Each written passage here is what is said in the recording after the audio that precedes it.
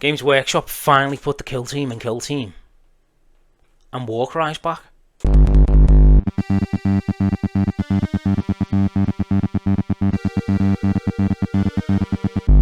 We finally got the reveal for Kill Team Tombwell today, and it looks like it's going to be a bit of an analogue to the Into the Dark release from the last edition of Kill Team.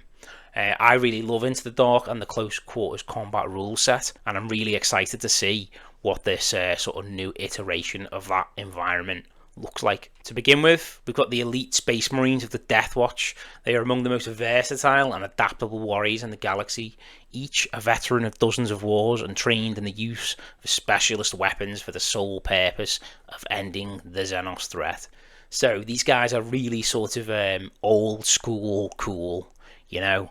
They've been around for a long time in the hobby, and it looks like we're getting another hyper elite kill team to represent them in the game of Kill Team.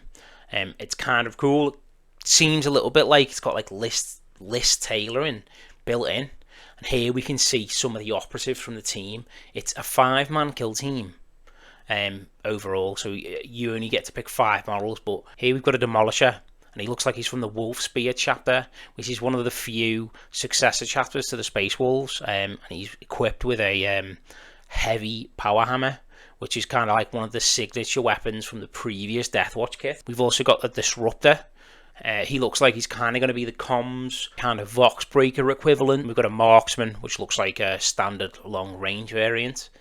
We have the Aegis. I think this guy is a Red Scorpion, and he's equipped with a Power Maul, so I imagine that'll be a shock weapon, as well as obviously a Storm Shield. I mean, that is freaking cool, to be fair. Probably, I'd imagine, improved saves, shock on the maul, something like that. We've also got the Blade Master, which looks like it's got the Catan Phase Blade, which again, alongside the heavy power hammer, is one of the signature weapons from the previous iteration of the Deathwatch sprue. So it's cool to see that reimagined, and it would be pretty cool to see him converted up as a Black Templar or something like that. I don't know. I definitely think that these specializations are going to give people a real treat when it comes to converting parts and converting components, because obviously there's such a wealth of marine bits in the back catalogue. You know, people stylizing, demolishers after Imperial Fists, or even like you could have a Black Shield Iron Warrior as a demolisher. That could be a really cool sort of chapter roll combo, and seeing what people come up with is going to be super interesting moving forwards. Okay, so it's a 5-man kill team. You get a full 10 in the box though, and you can build almost all of the options. You only get 2 Gravis armored bodies though, so you can source another Gravis armor, or possibly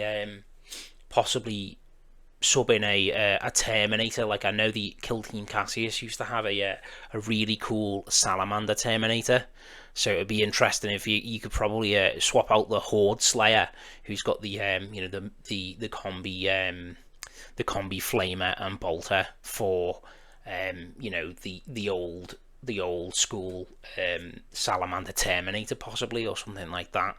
But it looks like, for the most part, other than that one caveat, it's a 1-box team, which is good. It was mentioned on the stream, and it was mentioned on the article as well. But it seems like there's going to be a wealth of shoulder guard options, which is good. They were talking about the fact that a lot of obscure chapters are going to be represented, so I wonder if they get like weird things like Mantis Warriors and stuff like that. I know I've seen some Wolf Spear and Red Scorpion ones already, and it'll be really interesting to really pour through all the different shoulder pads and see which chapters get representation. The stream also mentioned that there is a once per turning point special ammunition. They were quite vague on the rules. They didn't say whether this was they were quite vague on the rules though. They didn't say whether this was a stratagem or whether this was the army rule itself. So obviously you've got your leader model, the Watch Sergeant. You've got the Bombard, which looks like, again, they're bringing back one of the classic sort of staples of the previous Deathwatch kit, in the form of the frag cannon. We've also got the Horde Slayer, which looks like he's equipped with both a flamer and a heavy bolter, so that'll be 2 different tolerant weapons. I imagine the flamer will be meaner at close range, and the heavy bolter will be meaner, at long range kind of thing. We've got the Head Taker, so he's basically equipped with it looks like dual combat knives. He's equipped with Phobos armor and dual knives. I imagine he's going to be he looks like you'll probably have something like charge from conceal or something like that. We've got the Gunner, who looks like a Hellblaster variant from the sort of Primaris Space Marine range. But in this case, he's equipped with the plasma cannon. Then we've got the Breacher, who's wearing the Gravis armor as well. It's quite obvious from the Gravis armor that we're going to get duplicate sprues. However, I think given the sheer amount of customization that's going to be on offer, I don't think it's really going to matter too much. It's cool that the Breacher's equipped with like the super shotgun. I think that'll be really interesting when we're talking about special ammunition as well. The second kill team in the box is called the Canoptek Circle. The silent servants of a deadly geomancer, a stone-shaping cryptek, awoken to correct failures in the tomb's systems. These masters of physical manipulation summon unending legions of Canoptek Circle servants. Goodness me, try saying that. Double fast. Canoptek Circle servants. I've got a bit of a lisp, and that is hard work. But I think this might be like the Necromancer build for Kill Team. As we can see, the Geomancer model itself is really cool. It's got a lot of nods back to the original sort of Wraith minis. You see that pose and the kind of like Tyrannid-esque like bladed limbs on top are really reminiscent of the original Wraith minis, which is cool. I think there's also a bit of a nod to the Silent King miniature with his sort of he's got those sort of obelisks that follow him around. We can see a sort of miniature obelisk that the Cryptek is working on. As a geomancer, you imagine that these guys are kind of responsible for making like the ziggurats and the pyramids and stuff like that the Necrons are sort of famous for. We also have an accelerator and a reanimator. Now these minis come from the Canoptek Circle kill team, which currently exists, and I wouldn't be surprised if they are a lot like the bomb squigs of the Necron range in terms of they'll just do a very similar or almost identical role as the accelerators and reanimators in that other kill team. So they'll either buff Necron units, or they'll obviously give them better roles for not It Will Not Die, not Living Metal. I'll Be Back. It used to be called I'll Be Back, but the reanimation protocols. There we go. So I imagine that's how they're going to work. The Tomb Crawlers were described as the heavy lifters of the kill team. They're basically your gunners, and then the Warriors fill this kind of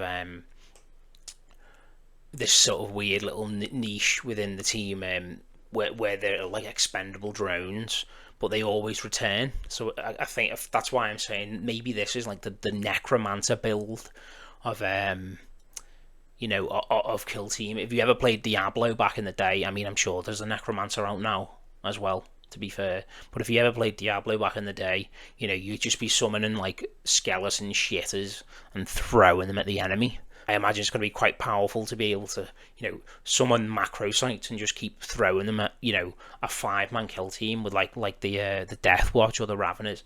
It's really kind of going to mess up their action economy, stuff like that. So yeah, but this team itself is an 8-man team, but it's a bit strange because it only fills a hyper elite 5-man sort of kill op range, because the macro sites don't count for kill op. So they're a really weird 8-man team with a 5-man kill op ratio, so that we haven't seen this before, and it'll be interesting to see how it plays. Hopefully they've learned some lessons from the Canoptek Circle in terms of like putting levers in the correct places, so that if they are overtuned, or if they are too powerful or too weak, they can be adjusted in such a way that it's not like toxic for the game. Because Canoptek Circle obviously at the moment have been really sort of problematic for the metagame.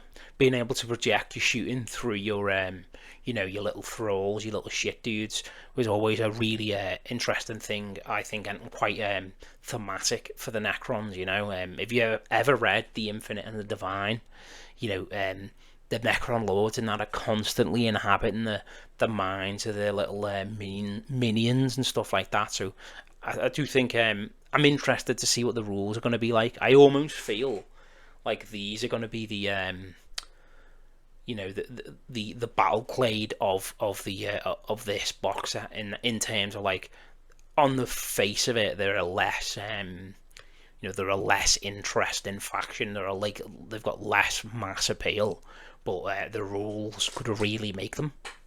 On to the start of the show then. Really, I think the Necron Tomb World itself, we see a return to the close quarters gameplay pioneered in Kill Team Into the Dark.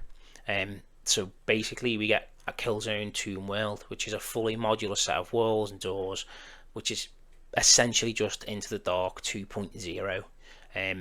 Hopefully this time the engineering is a little bit better on the push fit joints, because last time it was an absolute nightmare getting all those little sockets to fit together.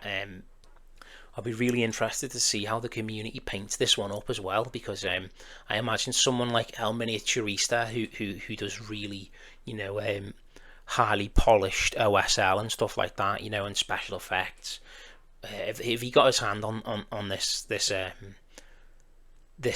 Tomb World set, he could just be panel lining it with white inks and putting airbrush glows all over it and stuff like that, and it could look amazing in a very short amount of time as well. So yeah, that's one thing I'm really looking forward to, as well as a return to close quarters combat. I'm glad that they haven't moved away from Into the Dark, or rather close quarters combat completely, because I think it's a very unique way of playing the game, and I think having different layouts for CQC environments will be sort of a really healthy thing for the game.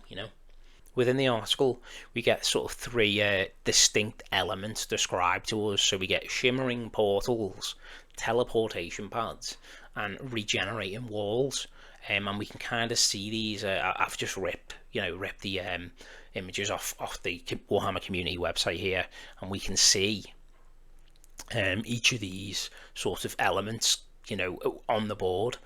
So shimmering poles, initially I thought like these might have been Tesla sort of Tesla sheathed doorways kind of thing, like traps or something like that. But they, according to the article, they're shimmering poles. So they could they could be unconventional ways to move around the map. Maybe you can see through them, but if you move through the doorway, you move to the other side of the room or something like that instead. I thought initially they might behave possibly like a razor wire or difficult terrain that causes like wounds, like a mine if you walk through it. But again, apparently, according to the article, shimmering portals is what they are. Teleportation pads. So we can see the teleportation pad here in the top left image. And again, it's just a big pad that you put down in one of the squares. Obviously, it has a sister pad that goes somewhere else in the map, and you'd imagine, if you move onto it, you get immediately teleported to the nearest the nearest pad or whatever. But it is definitely a very interesting mechanic, and it could be a really interesting way of creating unconventional or unorthodox interactivities in games. all of a sudden it isn't just mandrakes who can appear halfway up the map. Every team can, or you might surveil someone and jump on a teleportation pad so you can survive, to the next turn, score your attack ops, things like that. The next sort of feature that was described was regenerating walls. In the article, it says these are new elements that make the kill zone feel distinctly Necron. Like breached walls reforming as microscopic maintenance drones, sort of, scarabs come in and reform the wall for you. Maybe breaches will finally have their day in the sun. This is it, guys. We've got a new ship to fight on, so the breaches are going to be running through walls. But I do think we get a lot of breacher and breacher adjacent, like wrecker guys, stuff like that, who would fit the bill for smashing through doorways and stuff like that. So I think having these elements in the game would definitely be interesting. Being able to spend an APL to blow a door open and move through it, and then that door regenerating at the end of the turning point. Again, it's introducing unconventional ways of interacting with the kill zone. I think alongside the sort of teleportation shenanigans, it could be a really strange map to play, and definitely divergent from the standard way of playing the game, if you know what I'm saying. So yeah, really interesting to see how these mechanics work. Hopefully these terrain features aren't considered like narrative only terrain features, because again, I think these elements would really make the Tomb World a thematic kill zone to play in feel like a Necron environment, and allow such unconventional and different play styles to sort of flourish, that it would be a real shame if we can't knock the walls in just because we're not playing a bloody narrative campaign or something like that. But we will see. I imagine it's probably a very difficult thing to balance as well, so we'll see how it goes in the end. So NPO missions, this is something, again, I always get really excited about this and never ever play them. I just read them and go, neat. One day I will make some YouTube content on this stuff, because I've got all the stuff here now. I've got my green screen, I've got my lights and stuff like that, so it's on the way, it's in the post. I do think it's a really cool way, it's a really cool vehicle to sell narrative.